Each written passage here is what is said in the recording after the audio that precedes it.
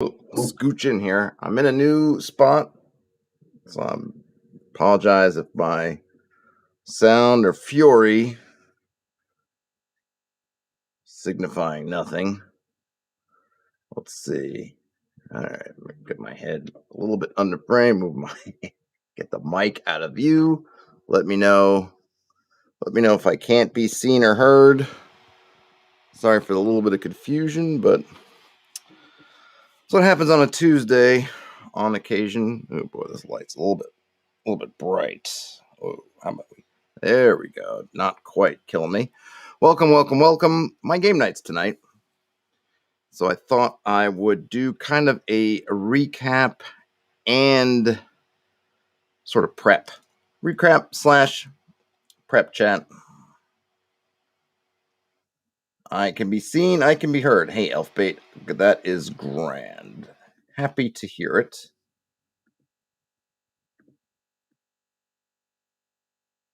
We had the first episode in the Logan's Run project yesterday. Thought it went really well. Thought we got a lot accomplished. I think the next one will start to be delving into the tools, but it was nice to get all the layout kind of stuff, get all the elements on the board, see what's what, kind of get a feel for everything that we're going to be working with, our raw materials, as it were, but we'll keep going from there. So that's great. Let me go ahead and share the mind map board, share my screen here. I want to say that last week's session was kind of I want to say like a micro session. So let me just I need to add in some more details here now that we have stuff.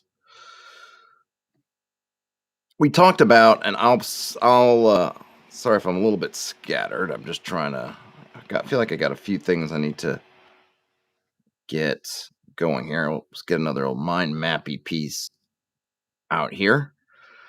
We'd mentioned last time we talking about wanting to put together some ruins. Let me zoom back up to my map. Some ruins here. If you recall, if you were in the chat last time, talked about, okay, maybe there's some kind of important site. So just to recap, or let me get to the recap. I guess let me back up. Let me do the recap, or let me do. I guess how should I do this? Okay, so we talked about in the last prep chat that the party was going to be, they headed out from Nobbs Hill. They're going to be following the river. And remember, keeping in mind, this is not to scale. Nobbs Hill is in reality much closer to this, but I was trying to kind of give them the feel of these kind of hills that cut in here.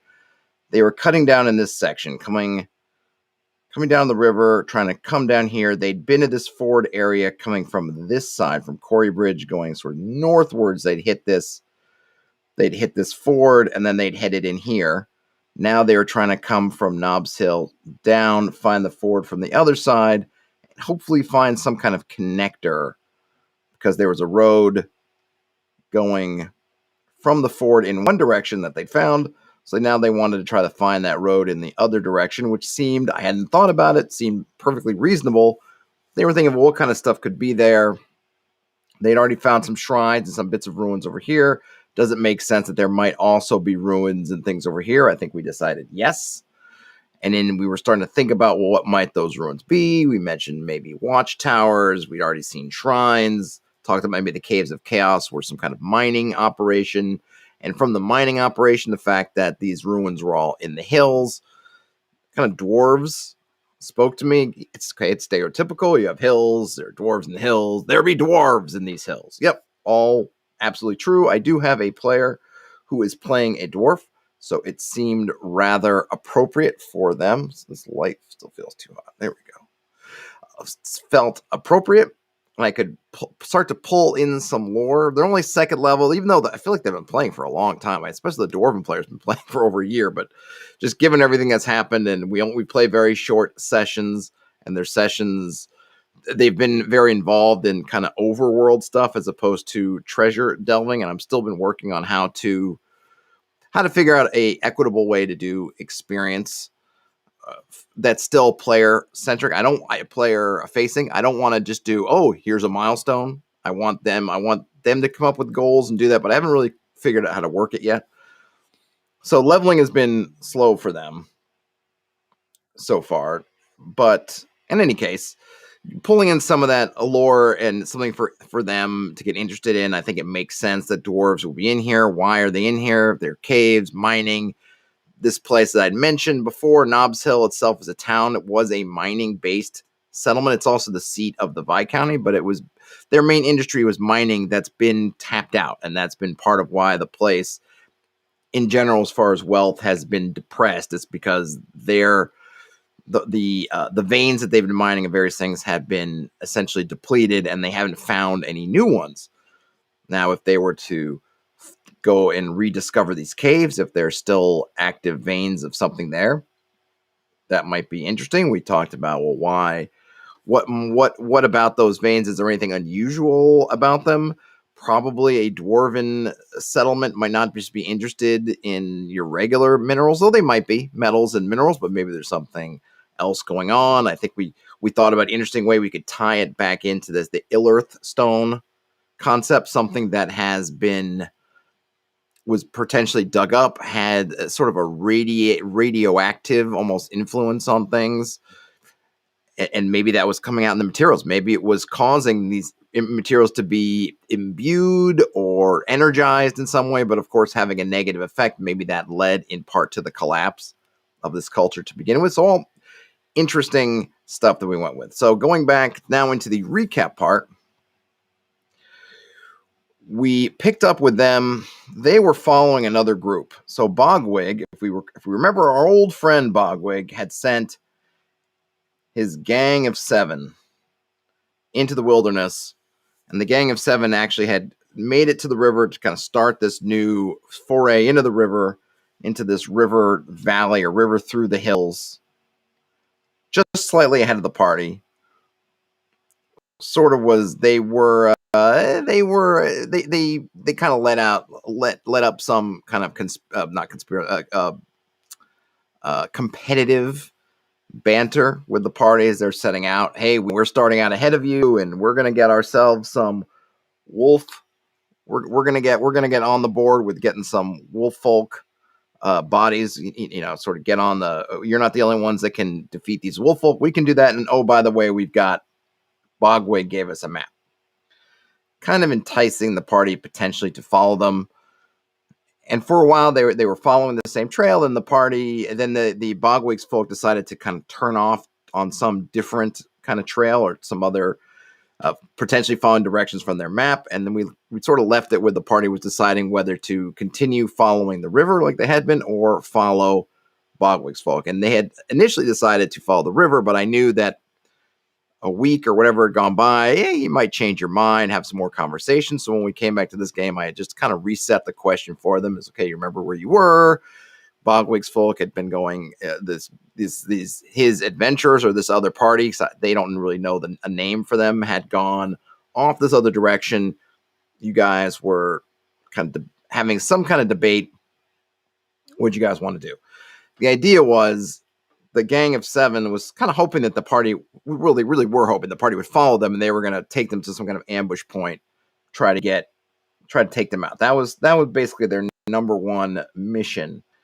If they couldn't get that done, I think they were going to probably maybe try to get some wolf folk, maybe do something else. But their original mission was to essentially, can we lure the party in and kill them? That's kind of order number one. But I think they were trying to be slick. The idea was to be slick. The idea was to entice them with promise of withheld, almost forbidden knowledge. They got some kind of map from Bogwig. Bogwig was first encountered here in the hills. So you're dealing with the concept of Bogwig might very well have some good information, even though he's kind of a kook. He might know something of what's going on. So that's a real, I think it was a solid temptation. And at least one of the players, the one who tends to be more kind of play off the cuff, go with their sort of emotional gut, was kind of turning on, well, maybe we should, I want to see that map. Like, maybe we should follow them. So I thought maybe we will get into some kind of ambush, but he didn't really try too hard to convince the other players because he wasn't averse. He wasn't adamant. He wasn't trying to adamantly, demand that they do that. He just thought, well, there's some value in maybe chasing that particular lead, but they decided against it, and so they continued to follow the river. So as they were continuing down, I wanted to introduce this concept of the dwarven ruins, which, let's see, is there a way how can I do this? I'll worry about connecting it later. I wanted to introduce this concept of the ruins. So when I started rolling some dice with the idea of in my mind of I want them to encounter some kind of ruins. It makes sense that there would be some ruins here as they are approaching this area. So I talked about how they're they're kind of climbing up sort of the side of one of these hills, because on this side of the river where they are, on the, I guess it would be the west side of the river, there's much more steep kind of cliffs and ridges, and it's much more vertical than it was on the other side. So they've been slowly climbing, gaining some altitude, not serious amounts of altitude, but they've been slowly kind of climbing altitude and following the ridge line, following the path that's wandering around, sometimes having to kind of move away from it or move more inland a little bit to find a good path, because unlike the way they came up originally, when they came up from Quarry Bridge in the south, there was not always a clear-cut path, but there was more or less something for them to follow. This one, they're much more picking their own way. But as they were picking their own way, I talk about, we're in the spring, so, and I probably was putting stuff out of turn, but I talked about them kind of finding it sort of open on one side if the some trees that was kind of screening the river a little bit, but they knew the river was to I guess it would be to their left side and to their right. As they're coming down on their right side, they're seeing sort of an opening, because it's not heavily forested. It's kind of lightly forested, but this kind of heavily, but a much more open spot. And there's sort of tall, kind of, I don't know, waist, sort of chest tall grasses and wildflowers, or at least wild flowering plants, but it's just early spring. So they're just kind of starting to, I'm talking about kind of the sort of yellowed husks of the old growth, and then new growth starting to kind of to spring out of it, or sort of not bloom, but just germinate, start to show forth, right? So you're seeing spring happening, right? You're watching the plants sort of renew for spring, but that as they're walking by at kind of the corner of their eye, it's not their main, they're not looking at it, directly, but you're looking, it's part of the scenery. You're trying to keep your awareness up. In this one open clearing, they see these kind of flashes of sort of whitish, looks like whitish marble, which is similar to or I think it might be basically the same kind of material that they saw in those shrines that they encountered. More sort of a number of them in this area. Well, that got their attention, as I thought it would. It wasn't supposed to be obvious. I didn't, it wasn't. It was meant to be kind of a subtle ruin, but I wanted to kind of put it out there for them to discover if they wanted to. Obviously, they could have just bypassed it, but having seen those, and I appreciate about my party, they are curious, which I like. You could throw some things to them, and given that they had time and they had the space to discover it, they're going to go, check it out. They'll at least spend a couple of minutes checking it out. Whether ultimately they want to spend a lot of time on it or not, who knows? But they go to check it out. So I talk about how they're seeing sort of cobbles, mostly overgrown, because obviously there are plants all shooting up through there, but they can find traces of, looks like stonework, some kind of stonework on the ground, and then these sets of columns, but they're all broken. And when the dwarven player's character really examined them closely, I started to give him a sense of this looks very much like dwarven handiwork, just how well put together these columns are, how seamless the sections fit together, and again hinting at what maybe at least one element of what might have happened to this culture the fact is that it appears that it was been violence more than decay that broke a lot of these, whatever the columns were for, kind of broke them. And I had in my mind some sort of plaza, maybe with pavilions or other kind of shorter buildings that might have had it might have had just a framework with columns, but maybe had roofs of, could even have been cloth or something else if they were sort of seasonal, like a marketplace or something of that nature. I don't know. I just kind of I rolled some dice, didn't get any. I was trying to find some sort of ruins character. Yeah, so I think I was using the D30 sandbox, looking at the kind of different ruins. Nothing really spoke to me. So who knows if in reality, if I actually were to draw it out, maybe it'd make no sense at all. But I had this idea that maybe you had these marble columns that maybe had roofs of either wood, potentially wood, maybe wood with when you'd have cloth over it, sort of a marketplace plaza type area.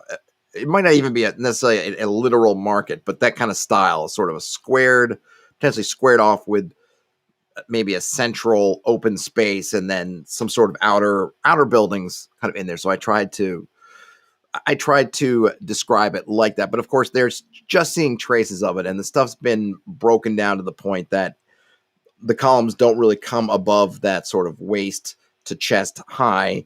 You just kind of see it, little bits of white, almost like flecks of white as you're watching the wind blow through. But they take interest in it. They come, they decide to kind of check it out for a bit.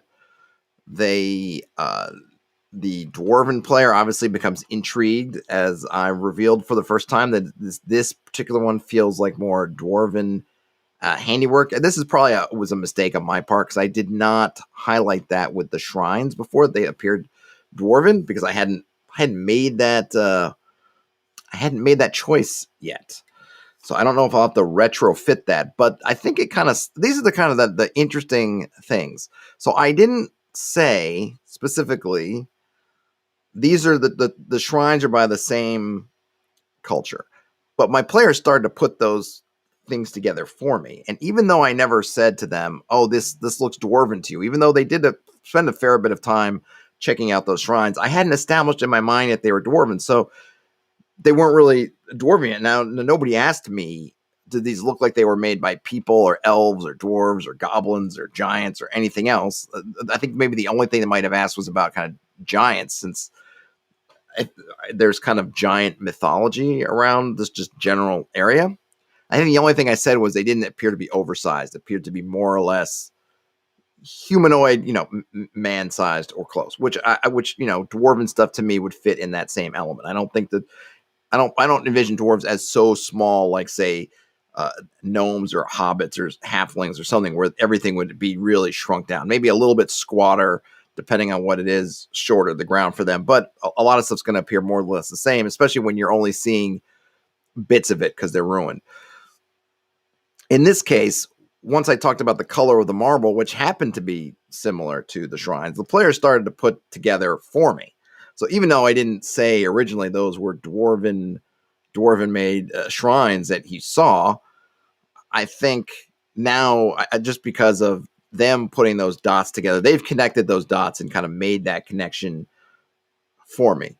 So even though I wasn't on the ball and being consistent, and I suppose if somebody were to analyze it, they might find a hole in that and say, "Oh, look at that, Todd. He didn't, he retrofitted. He had to go back and sort of give that go back and fix that right afterwards."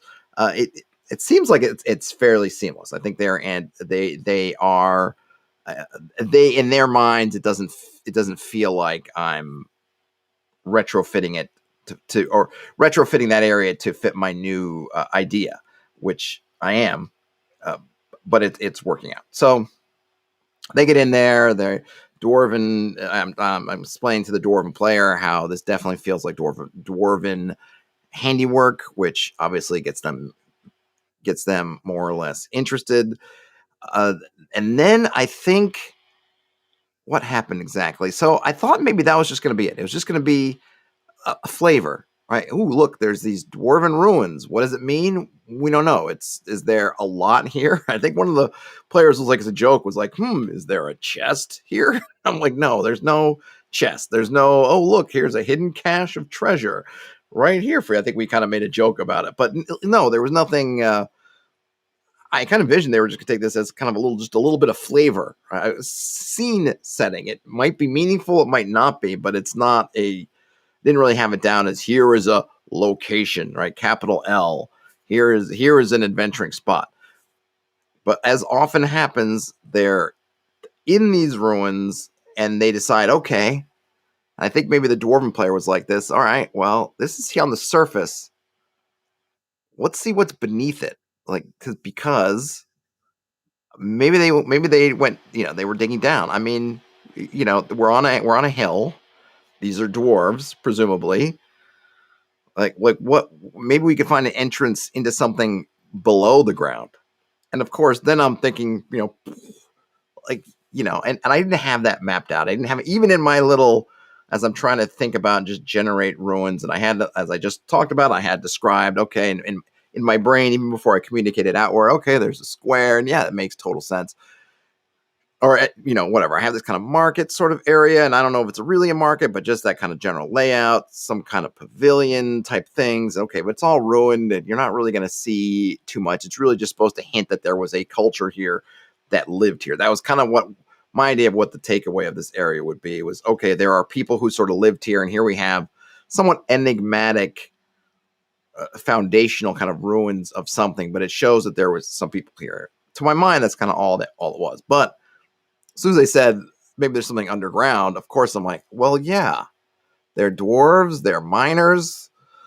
Of course there would be something underground. Of course, and then my next one was, well, why the heck didn't I think about that before? Why had I not thought about there being ruins? I mean, there being something below. So I started thinking, I'm like, yeah, there probably should be something below. That, again, makes complete and utter sense.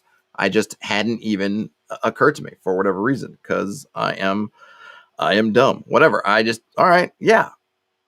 But they had to still, but this is all stuff I'm thinking in my brain. Obviously, I'm not saying this to the players, but they immediately came up with a game plan, which was to canvas. They didn't want, and again, they're being smart, or at least I consider it smart. You guys might think, boy, this is stupid, or boy, they missed something. See, these are smart. They are well aware that, hey, we're on the clock. As I mentioned in one of the other, probably in the last recap video, they've been pretty, without me having to say anything, pretty hip to the fact that the world's moving. Every day they're not doing their sort of core things. They know that stuff is happening outside of, outside their realm. They know that they just can't sit on stuff for ages. There's stuff as a time limit. The wolf folk leader is held in those caves. They know that he's got an expiration date. Nothing says in the chat, players are often better DMs than the DM. Yeah, absolutely. I think one of the best skills you can develop as a GM is just listen to your party. Listen to what they're bantering about. Listen to what they're discussing. Listen to the ideas they're throwing out, because they will almost always present to you better options than what you had thought about. And even if they're not necessarily better, they often can be the germ for an idea. I don't necessarily always want to take what they're saying exactly at face value, but it often will lead me to kind of better things, much like getting in these chats and reading comments by you guys. You folk give me great inspiration. So they decide, okay, we know we don't have a lot of time. So, because I would ask them, well, okay, well, you're searching around these ruins. How much time do you want to take? And they said, okay, we're gonna do like a real canvassing. We're gonna do basically one of those picket lines, like when you're searching for, dead bodies, or you're doing one of those things. You see, they're searching for missing persons. They need to cover a field, right? They set up guys every so many feet apart, and you just march down. Right, there's just gonna go down through this area, and they're going to see if there is something to see. So I having now determined that there's going to be something there, because there should be. I essentially, I think there was 8 of them, which was convenient, or maybe there's 7.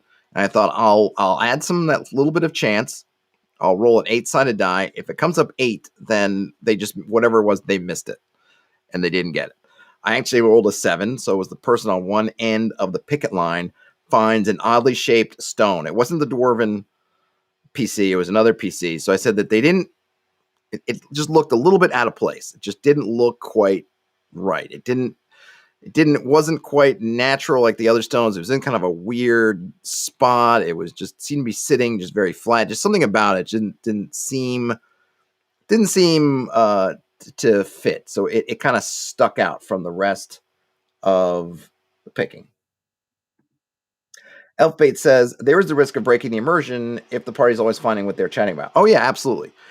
I think the trick is that context. Does it make sense? It's one thing I think if, and this is why I don't like why it just bothers me when if a player says, "Oh, I really like a Vorpal sword," and the GM goes, "Look in the next loot pile, there is a Vorpal sword because you asked for it." I like that stuff always strikes me the wrong way. My guide is again, it's always the context. Does it fit? Are they looking for something that kind of should be there? If you are, I don't know, you live in the Midwest or you're playing a game that takes place in the Midwest where most people, almost everybody, if you're in a house, has a basement because you can, and just houses have basements, and they say to you, "Oh yeah, let's look in the basement," and you hadn't planned a basement. You go, "Well, yeah, well, I'm in Ohio, probably 999 of 1,000 homes are going to have basements." Yes, this could be the one exception to that rule, sure. But in the context, it totally makes sense that there's a basement. So I'm just going to say there's a basement. On the other hand, which some games do is they'll have that kind of almost shared fiction creation, right? You're searching for a secret door. If you roll to look and it says you would have found one, if there is one, then you create that one there. Yes, there is a danger if every time they mention a desire for something, it's there. In this case, to me, given everything that I had been establishing, these are dwarves, they're miners, we're in hills. This is a dwarven settlement, or a part of a dwarven settlement. Doesn't make sense. There would be a subterranean element, given that we're on at least, if not the very top of a hill, then a particular summit or shelf of a hill. It just made too much sense to me. There's lots of times where they will say stuff and I'll note it and maybe think it makes sense but doesn't fit. It is something to be aware of, because if your party starts picking up that if they just mention stuff, it'll magically appear. That's bad. But it also, there's a flip side to that, which is it will then feel that they're rewarded for putting in the legwork. And sometimes that can be valuable, that sort of call it positive reinforcement. They had an idea, they put in the work, and they found it, right? So you can think about the sequence of events that's going to lead to them finding this subterranean, or this entrance into something subterranean. They spotted the ruins. Now, granted, they didn't roll any dice, and that was just something I wanted them to kind of spot. They could have just walked on by, but they didn't. They investigated it. They had a hypothesis. They put in what I thought was an excellent procedure for testing that hypothesis, the picket line, and they found something. So that's a good reward system. Do I want it to always work that way? No. And there's plenty of times where stuff will come up and, hey, you just don't find anything. But I think it can be valuable to say, hey, does it make sense? And it's also to me, it's also about being humble as a GM. I could just say, well, nope, I didn't think of a subterranean there, so it's just not there. And I applaud your efforts, but yeah, you're empty. But to me, it's about looking at it going, they thought of something that I should have thought about. That's part of it too, right? Is I should have thought about, well, yeah, there should be a subterranean element here. And if I'd been thinking more, like, duh, yeah, of course. And so I'm not going to then sit and say, well, it may be a great idea, but it wasn't my idea, so I'm not going to do it. It's like, no, this is just a great idea that I should have had. So I'm going to use that thing. But context is everything. And for this, the context fit perfectly.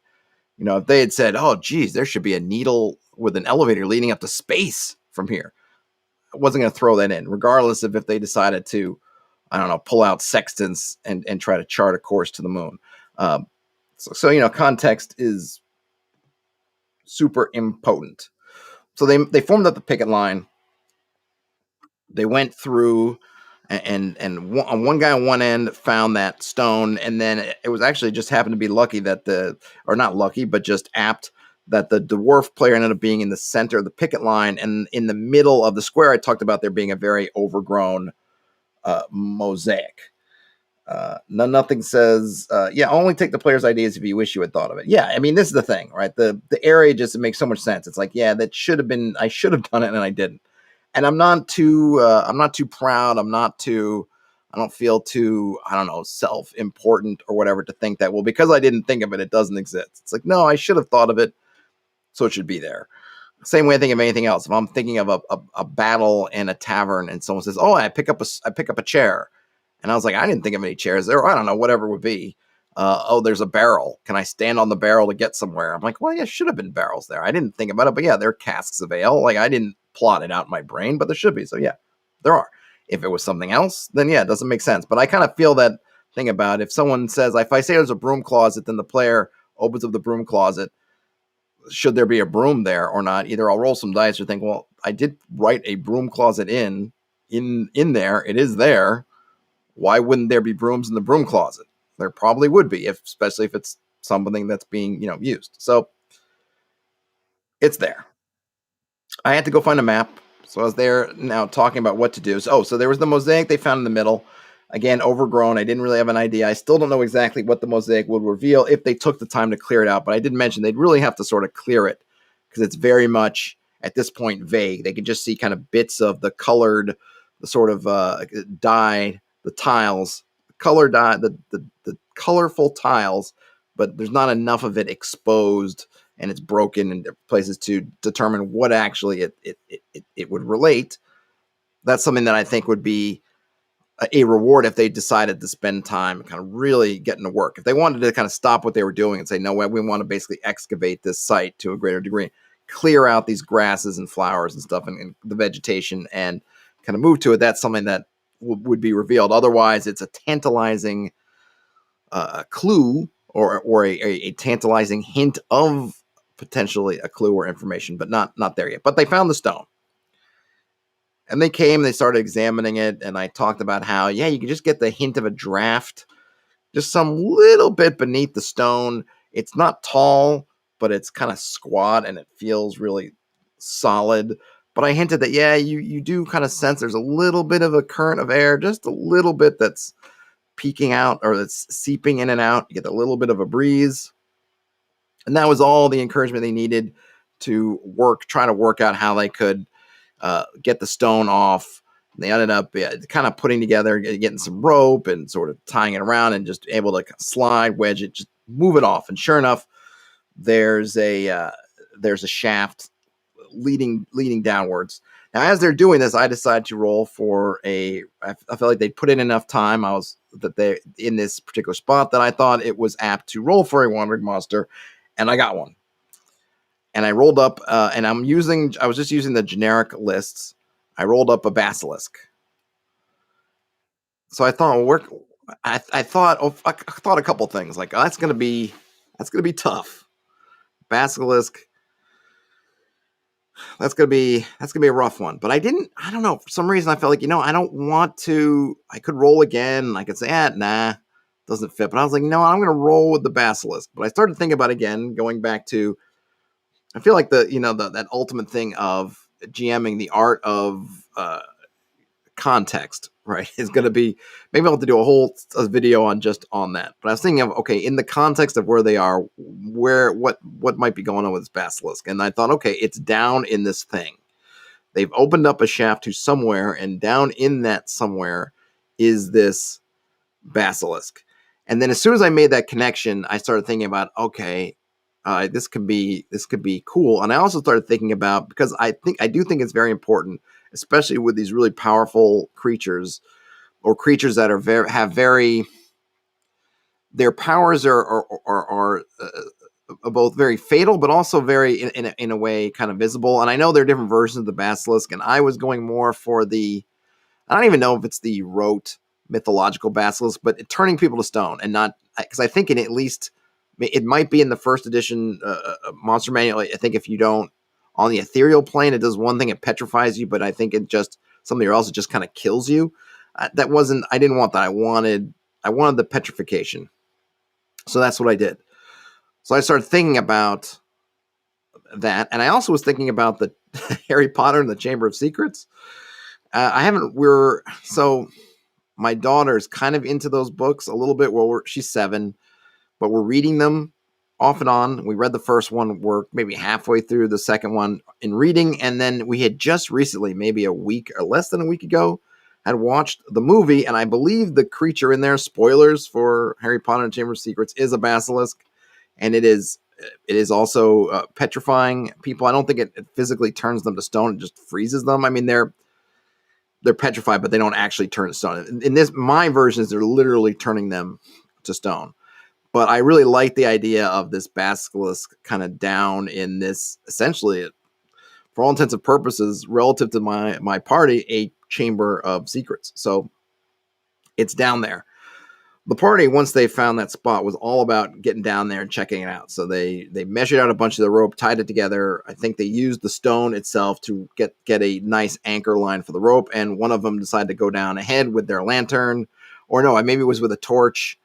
And they and I found a nice map that seemed really cool. I'm still not even really sure what the function of the place is, but I just found a map that was kind of contained, had the elements that I wanted it to have in it, and just the general layout that I was looking for, because I needed something. Because remember, I hadn't thought about this pre-game. It wasn't something that I had drawn myself, and I just needed something to kind of start to wrap my mind around the place. So talking about how he gets down. And then he gets down there and he hears, and I don't really know what kind of sound a basilisk would probably make, but I went with a hissing kind of sound. Okay, it's hissing, but it's somewhere in the dark. It's this one, the way the room was in my mind and the way the layout of the map I found, the room that you dropped into was a very, very large room. And I mentioned as he was kind of going down past the ceiling, the roof of the room was a dome, and it seemed to be set with gems or some other kind of stones or something that was glinting. And I even talk about how there was maybe ebony or some other stone like that, and some other stones of other colors, hues. It was showing kind of the constellation, so as if he was sort of dropping down this kind of night sky mosaic in the ceiling, which I thought was kind of neat. And maybe I was thinking, oh, maybe this is a religious, maybe it's a religious place, maybe some other. Again, I'm trying to think through what could this place be, but I wanted to sort of highlight kind of the artistry, the artisanship of the design of the space. So I thought, this would be kind of cool. The lamplight, the torchlight is kind of glinting and showing this kind of elements of stars twinkling in this artificial sky that's in the ceiling. He descends down, and there's a platform beneath it where he kind of sits, kind of a raised area, and then it kind of there's just darkness, right? He's got his torch about 30 feet worth of light, and the light just fades, it's just black, and then he kind of hears, hissing. So so smartly, he had some more torches, so other people are starting to descend down, and he's starting to, he's got the torch, he's looking around, here's the hissing, he's definitely on guard. And then I had one of the other players who was higher up. I was reading in the descriptions for basilisks, again, I forget which edition, that their eyes glow green. There's like a green glow associated with their eyes. So I mentioned that one of the other characters who's up higher now, kind of in the dark, sees that somewhere in the corner in some of the blackness out there, these two little globes sort of glow green. And he's not seeing them directly, so it wasn't about him being paralyzed, but just like the eyes were open, looking somewhere, and he was seeing some of the offset, just kind of the green glow of something. So he's not seeing the eyes directly, but they're seeing some of the glow, like green glow, and then they wink out again, like the thing had opened its eyes and closed them. This information being relayed, the other player starts, the characters at the bottom, and I think at this point, maybe one of the hirelings or somebody else had climbed down with them, is now, they're lighting a bunch of torches. They're just lighting up, kind of getting a bunch of light out there, which I thought, this is great.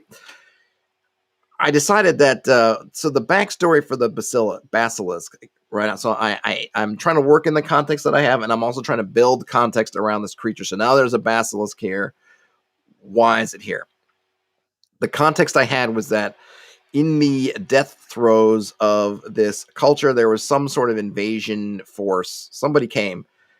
And because I remember I mentioned that these columns were not knocked down just by time, it was violence. So something violent happened to this culture at the end, regardless of whatever else might have led to it being in a state that was ready to be overthrown. something violent came to finish the job, basically. And I thought, well, what if people had taken shelter in this? Maybe this was a ceremonial space. They came to take shelter there, and something either from the ceiling area, this hole, or from somewhere else brought this basilisk and let it loose in there. Didn't want to chase them around. It wasn't interested. Maybe they're evil, mustache twirling. But for whatever reason, they decided, we're not going to go in there and try to hunt you out, get you out of these caves or out of these underground things. We're just going to drop this basilisk in here, and it's going to be nasty, and good luck dealing with that. And maybe we have one, or we're able to lure one in there somewhere. We're able to get it in there, and then we don't need to mess with you. It's gonna mess with you. And then working it right, I'm thinking about that Harry Potter in the back of my mind, that the basilisk in the movie, and I don't know if in the book yet, but in the movie, the basilisk seems to have a very long lifespan. So I was okay, this happened however long ago, and the basilisk has been kind of just chilling down here ever since. But because of that, it hasn't had to deal with anybody else.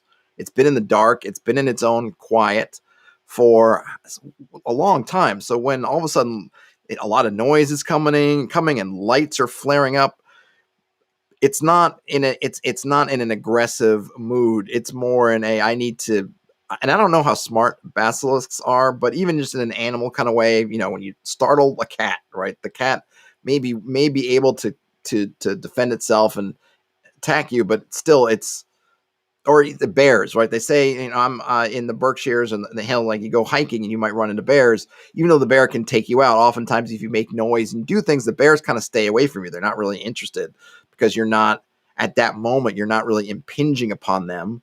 It's more like, hey, they don't really know you, and they're not really interested. You're not catching them at a particularly vulnerable point necessarily. So even though they're bigger than you, badder than you, they may not be interested in you. And in this case, at this moment, the basilisk is kind of in that kind of, whoa, I'm not sure what's going on here. Let me keep to the darkness where I'm most comfortable. Let me just kind of take a breath.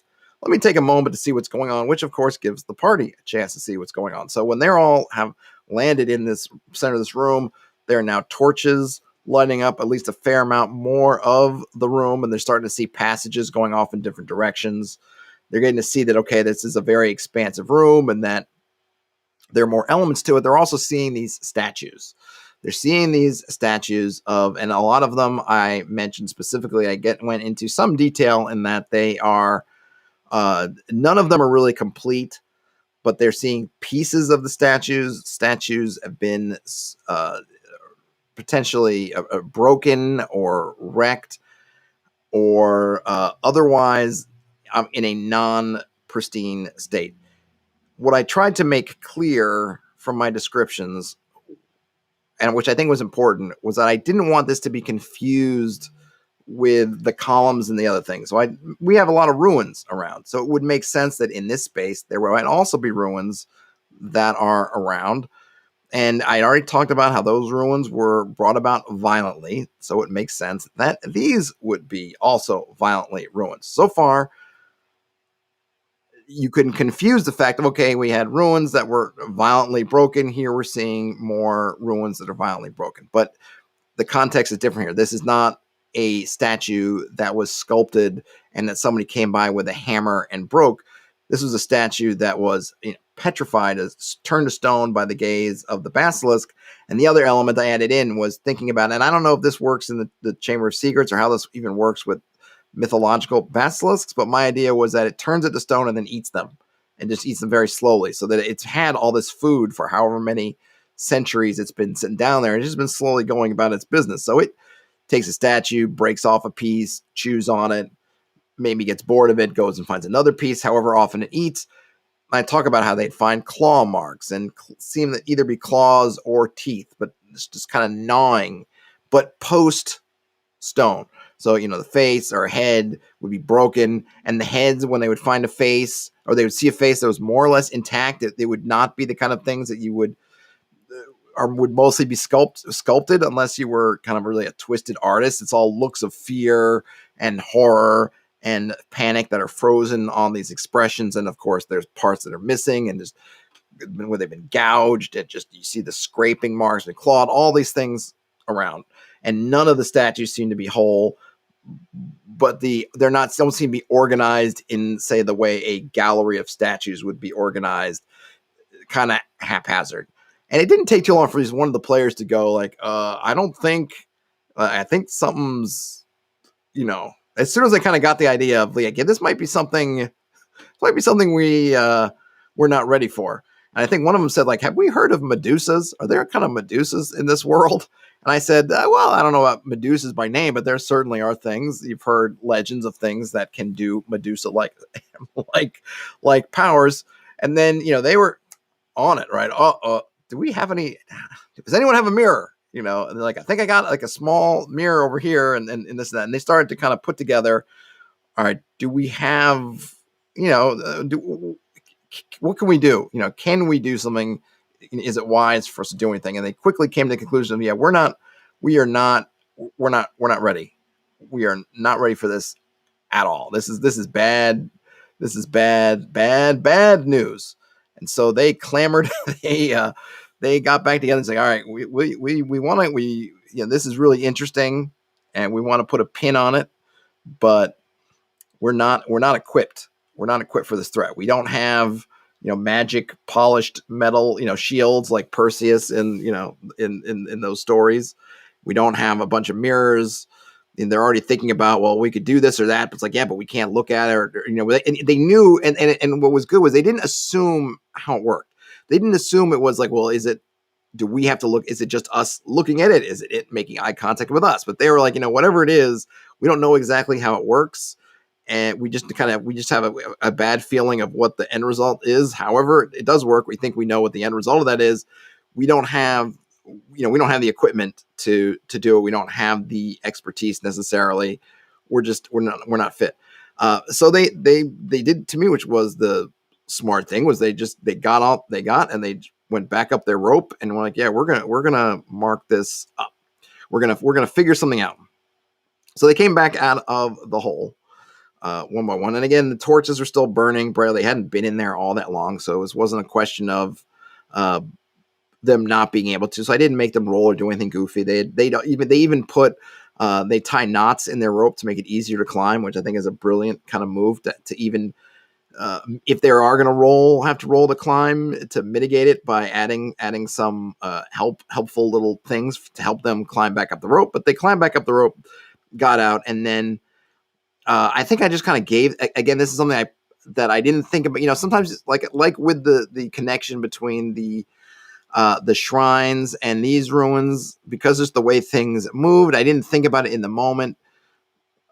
I was just thinking about other things, right? When they came back out, I kind of, almost as a way of an excuse, I sort of said, that as you're kind of, because they were maneuvering the stone back into place to cover the thing back up. Obviously, they wanted to make sure that maybe this thing couldn't climb up and get back out and do whatever.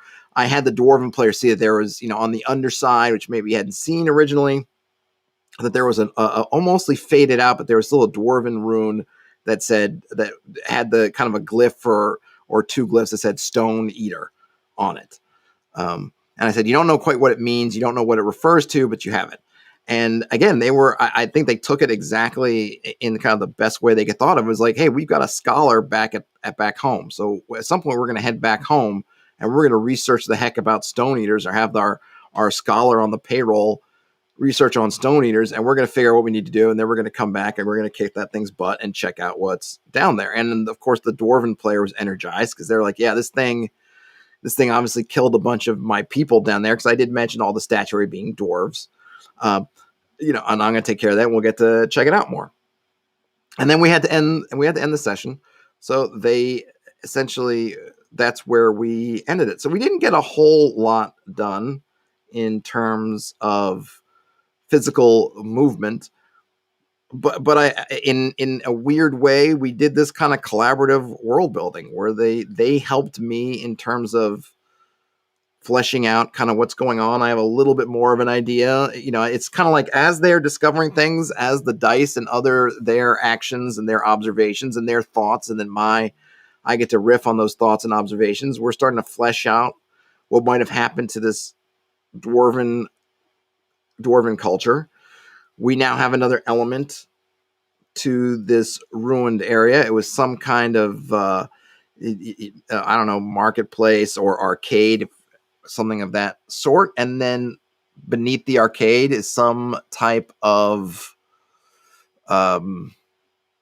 some type of location which we haven't determined. And at some point in time, somebody let loose a basilisk in there, which killed maybe some dwarves. Again, I thought maybe during the end of this apocalypse, maybe some of the dwarves took shelter down there.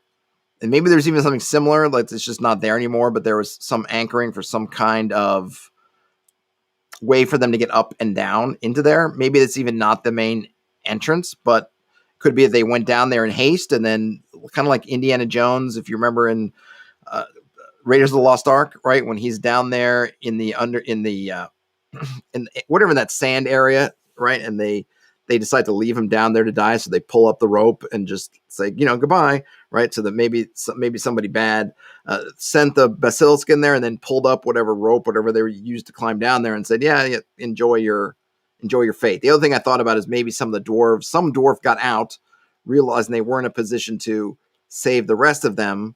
So my original idea was that some dwarf did escape the basilisk, got up and out of that hole, and got someone else, or maybe just using effort, got that stone into place and put that rune on there to warn anybody who might look, oh, hey, there's something nasty there, right? It's kind of more of a warning. This wasn't a stone to hide the place trying to get in. It's both to prevent something getting out and kind of warn you, hey, don't go in there. But that's where we left it. So it was good. We did, like I said, not a lot done in terms of they didn't get into a ton of fights. So they didn't get in any fights because they were smart enough not to engage in something that they got hints of might be above or beyond them or just too difficult for them. And we got to build out some more things. So we have these ruins here. And I'm not sure what to call this area. I'll just call it an arcade. Ugh. And then there is an underground structure, which I don't know what it is yet.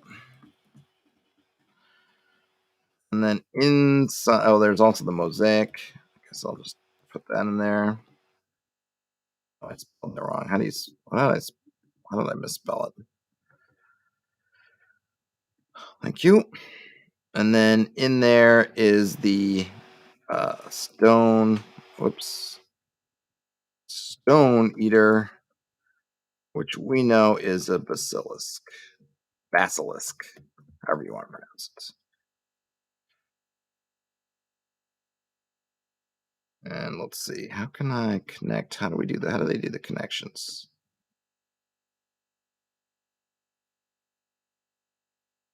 And I'm debating on that. I do think that this will connect in some ways to this old road. I'm not sure in exactly what means. Maybe to be something that if they find it, they'll find some paths that would eventually wander down and get there.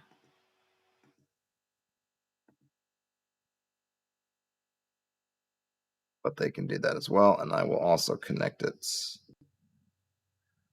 to the wilderness.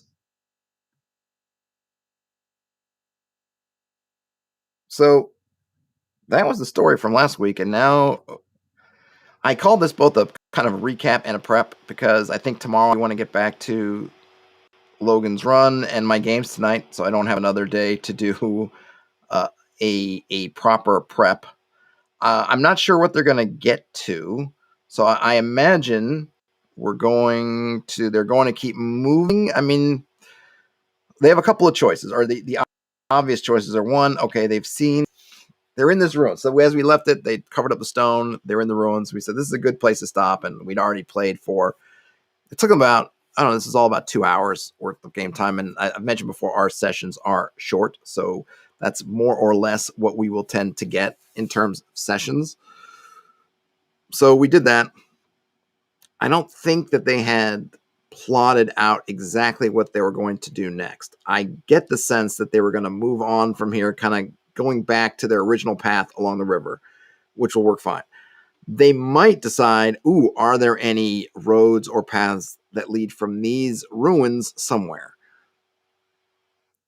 And my thought would be that yes, there will be some path that leads out if they look for it. It may not be immediately visible if they don't look for it, but if they look for it, there will be some pathway going somewhere. It might not need. I don't think it will lead. Oh, look, here's a beeline down to this old road area, but it'll lead potentially to more ruins. There'll be more, I think, more things, more elements of this culture visible. Maybe some actual statuary that can monuments of larger or smaller size that they will see that will potentially eventually lead them into that old road.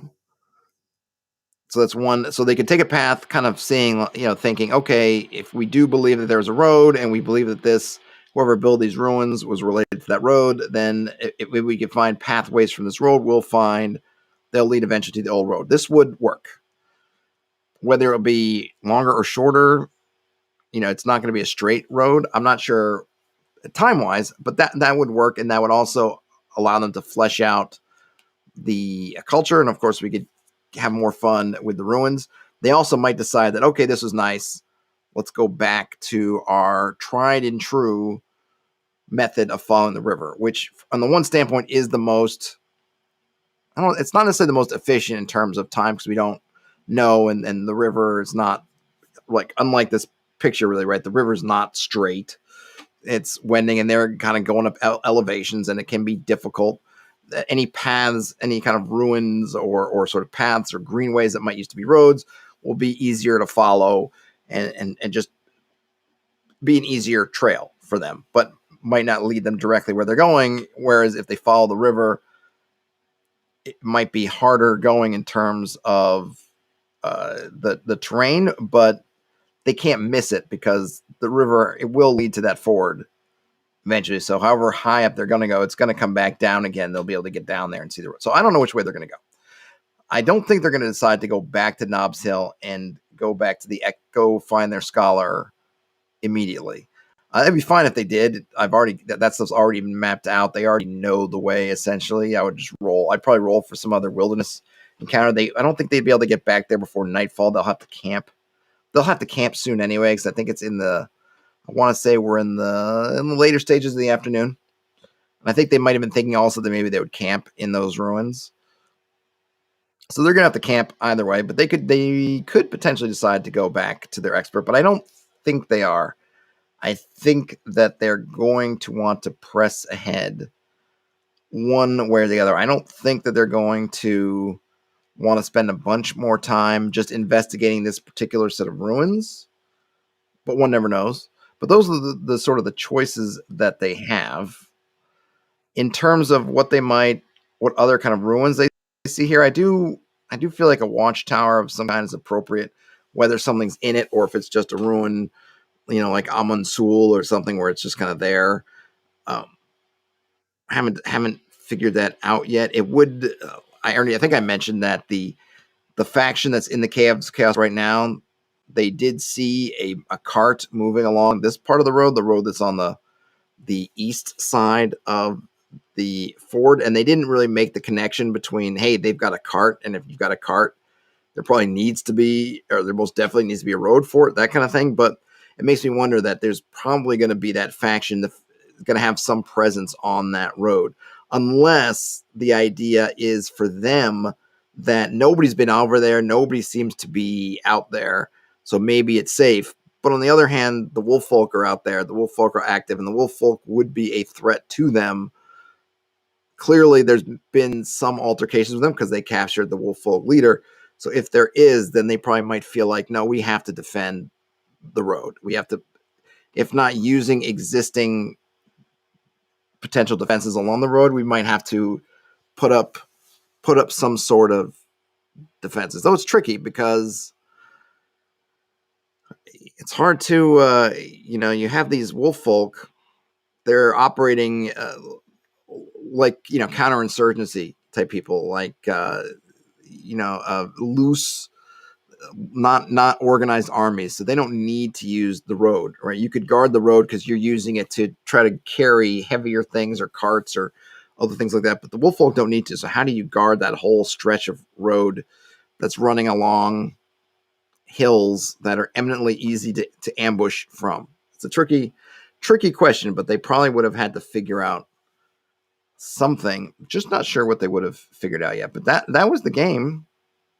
I feel like I spent almost the entire hour just recapping, so we're not getting too much. We're not getting too much prep, which actually is okay. But I have a few minutes. I have some time to log off exactly at the hour. So, what you guys have any ideas in the chat? Let me know for what kind of things you think should happen. I will say I have the connection between the wilderness and the old road. This arcade area. I'm thinking there's has to be right fortifications somewhere. Fortifications. This might be towers, walls. I don't know whether we feel like these dwarves would have above ground forts or whether they would be more, hey, we just got a tower and then we're using caves or subterranean dungeon style settlements or defensive kind of things. I'm not sure what they would have, right? So maybe I'll put some notes here. Forts, like above ground or underground. Unknown. Hey, Frederick, weapons cache. Yeah, maybe. That would make sense. I don't think it would just be a weapons cache by itself, but let's see. It says cache of dwarven tools, weapons cache. Yeah, that might be in one of these. Certainly in things that could be found inside tower. Uh, tools, weapons. Let's delete you.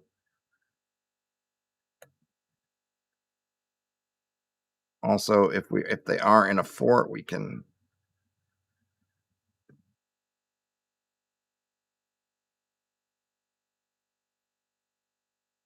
see. And what else we could have here? Frederick Ork also says, what I remember being let's see, what I remember being loaded down with way too much semi-useless loot. Yeah, it can be easy to lose track of what stuff you need versus this stuff is fun. They haven't gotten I was thinking about what loot to place in the structure they found, but they have to get rid of the basilisk first. That's going to be a lair type treasure. There'll definitely be some good treasure in there if they can get rid of the basilisk. I mean, technically, it's not the basilisk's lair; it's kind of become the lair. But that I can see that there was either this was a place of valuable things are going to be there. So it is kind of a lair style treasure, even though it's not technically the creature's lair. Yeah, several. Yeah, I think that's part of what. So the idea of having to make several trips back to places where you can unload loot is definitely, I think, part of their reasoning for trying to find this old road to begin with. That's kind of part of their concept is right. So the ways having to get to this Caves of Chaos area that they feel like they're going to be dealing with for a while. And now maybe we could say, okay, it might actually be a larger area that's going to be their area of operations right now. They'd really like to find some easier ways in and out than kind of the ways that they're doing it now. And that old road would be perfect. And like I said, it makes total sense. So I was thinking like, oh yeah, there should probably be a road there. Absolutely. So they just have to find it. They've just chosen different ways to find it. Could have tried to find it from the settled side, but that might be very difficult because it is something that's kind of fallen into out of local memory. So it's maybe something that it's not really visible from the road or easy to spot that way. The finding it from the ford is great, but if they keep going kind of through here, they'll find it either way. Frederick says the problem is getting labeled a monster sympathizer. I mean, the party is definitely towing that line, right? They're kind of playing both sides because they have been talking up the wolf folk. They they think themselves friends of the wolf folk, but they also were totally on board with turning in a wolf folk corpse to make a positive impression on the town. So do the wolf folk know? I don't. The thing is that is in their favor right now. Of course, there's Bogwig is a wild card. Who knows what he could do? He could go and rat them out to the wolf folk if he gets a sense that they are doing this. I don't think he knows. I don't think they ever, in his presence, ever mentioned anything about their relationship with the wolf folk. So he doesn't know about that. Because if he did know, he would definitely, I think, try to use that to his advantage. Maybe he'll find out. I'll see if they ever reveal themselves. The party, sometimes they're just super earnest, so they'll reveal things that maybe they shouldn't to different parties. So if they ever kind of let that slip, that'll be something I'll have to keep aware of. Because yeah, if the town finds out that they've been aiding and abetting, and if you recall, and I'll just, because some folks might not have followed all the recaps, the reason why the wolf folk are here and in conflict is in some ways because of the players. The wolf folk lived in these woods out here that were west of Nobbs Hill.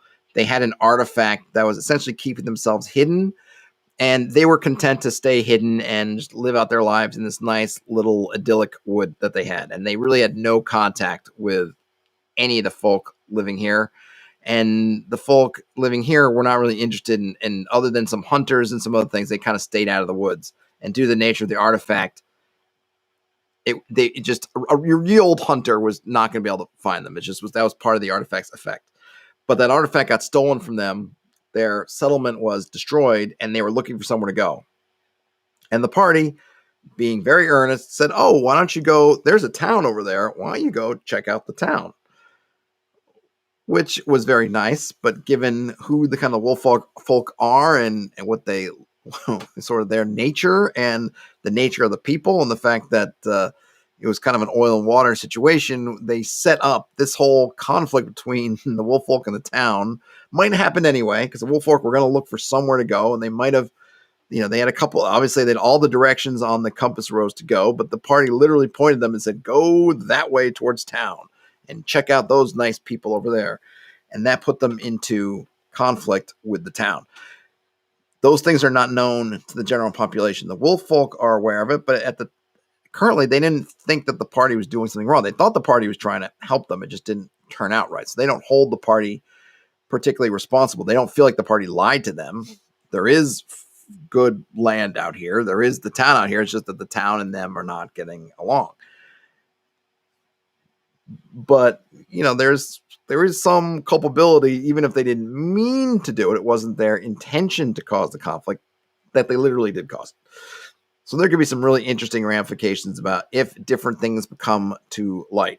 And in fact, the party themselves have been even talking about what happens if they're able to liberate the leader of the wolf folk.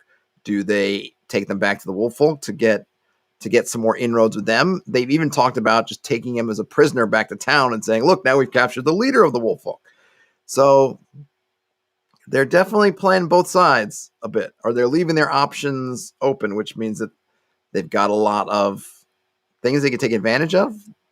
The wind starts to blow one way, they can easily switch directions, but at the same time, they can get burned. And if they get burned by both sides, they might be looking for a new place to hang out.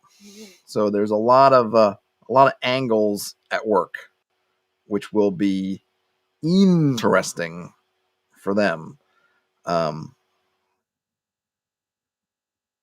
Very interesting. Thinking now if there's anything else.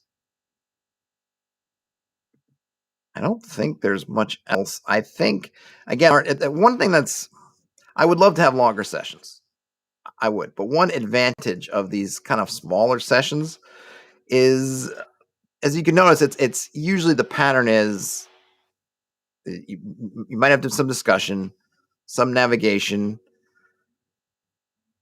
If encounters show up, right, you're wandering monsters, some other thing like that, we do that. And then essentially you get to a location and you get to have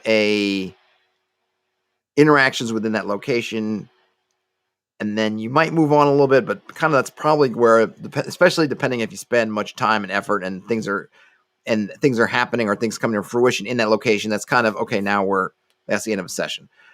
And the nice thing for that is, I don't have to plan super far ahead. And because they're taking these kind of baby steps, I get to sort of develop the things as they're going without much fear of, oh my gosh, they're going to go, but they're going to get all the way over to the end of the map before the session. They're probably not. If they run into anything, and unless all they're going to do in the session is just run at anything, good or bad. Oh look, there's a guy. No, run. Oh look, there's a cave with the glint of gold inside. We run, right? Unless they do something like that.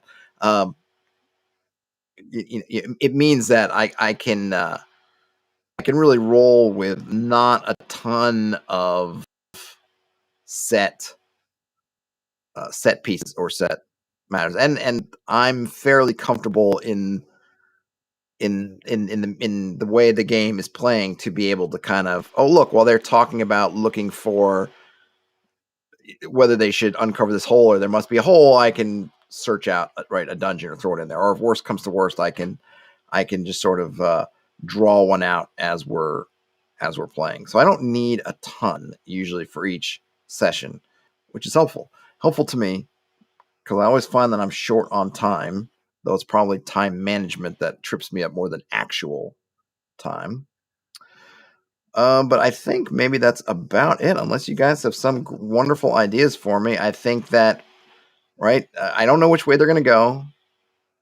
I don't know if they're going to go further into the ruins or if they're going to follow the river. I think they're going to have to camp, and I will roll for a night. As I do my I only do 2 wandering monster checks in the wilderness unless they're in a particularly dangerous spot. One for the day, one for the night, in whichever they're in. So usually they're staying in the same. This is pretty much all right. They're not really leaving a hex. So within this hex, it's really one for the day, one for the night. And maybe like in this case, when they're in a place and they're just spending a ton of time, I might roll an additional check if I feel like they're really investing a lot of time in one space, and I want to see if something's there or not, right? But I try to build up the context. So even though I rolled up a basilisk, it wasn't the basilisk wandering in from being in the hills and just wandering over to where they happen to be, following sound, which they could have been, but I just decided no, it's not. It's really down inside that cave. So if they decide to camp, there's like a 30% chance. I think in this area of the hills, it's 2 and 6, at least for that what I'm rolling right now, to see if they run into something. So we'll see. I think they'll have to camp regardless. After that, I don't know what they're going to do. I don't think they're more likely one or the other. Actually, I think they're most likely to take the river, because that's what they talked about, and it didn't click on them quite yet to, if there's a ruin here, there's probably other ruins. Since now we've seen 2 different sections of ruins. If there's multiple ruins, if this is all of a single culture, they're probably not just outposts that are unconnected. Obviously, they already have, their whole concept is that there's one road that's connecting this whole thing. Well, there must be more than one road. Where are the roads leading to the roads? If you have a plaza up here on this hillside, people must be getting to and from this plaza or this arcade, whatever you want to call it. There must be a road there. And if they take that route, that'll lead to more ruins. If not, if they don't take it, they'll follow the river. But I think that's about it. Any last stuff in the chat? Any grand ideas that I'm missing or that have occurred to you? Any wonderful inspirations? Anything that you think I should be thinking about in terms of what these dwarven ruins can have? They've already got the one arcade. I imagine there's got to be some kind of residential section. I should add in. There's got to be industry. We know there's mining. We find some more mines. More mining stuff. There also could be, we already talked about tools, but there might be other machinery. I haven't really given thought to how mechanized these particular dwarves are, if they have lots of even just kind of simple, sort of medieval-ish kind of machinery. It could be stuff. There could be things like there's a river. They've already kind of seen the river. Maybe there's some offshoots of the river that I don't talk about. There could be some ruined water wheels. Water wheels are there. Oops, I didn't mean to do that. Some forges and bellows and that sorts of things. There's a lot of stuff here we can use. Lots of things. All right, seems like chat is quiet. So obviously I have come up with everything and I missed nothing. Yeah.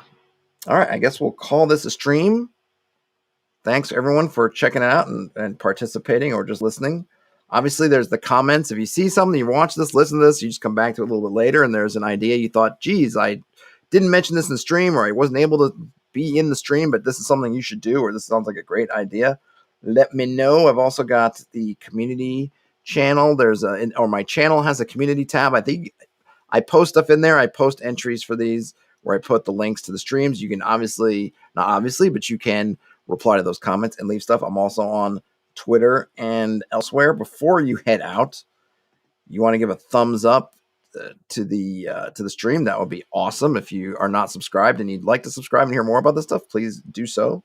Please do that. I have channel memberships if you'd like to support the channel in that way. I've got coffee. I've got Patreon. Thanks as always to my patrons. Elfbait, thanks for hanging out. You are so welcome. I love doing these streams. I'm just glad I can do them. And I like doing strems too. So streams, strems, it's all good. Have a great rest of your night, day, weekend, whenever you're watching or listening to this. I hope my game gets going tonight. No one's canceled yet or asked for a off date, but I'll let you know if it doesn't go off.